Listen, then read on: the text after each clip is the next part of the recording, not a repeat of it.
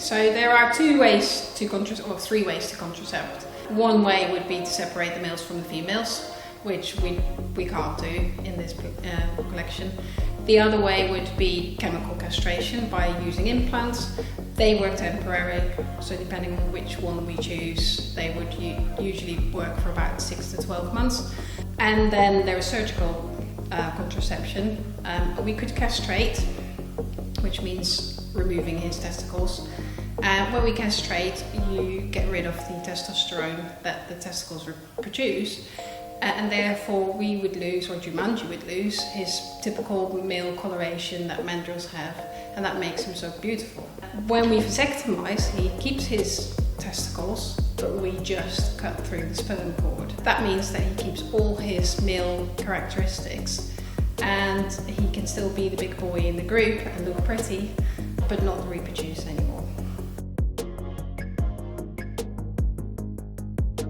So a vasectomy is where you separate the sperm cord, so you take a little bit out of the sperm cord, so basically the sperm doesn't go from the testicle outside anymore.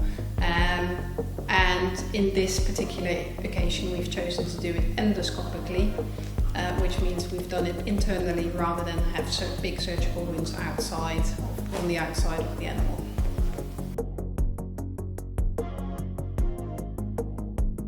If we were to do a normal vasectomy, you would have bigger wounds on the outside than we now had with these endoscopic vasectomy.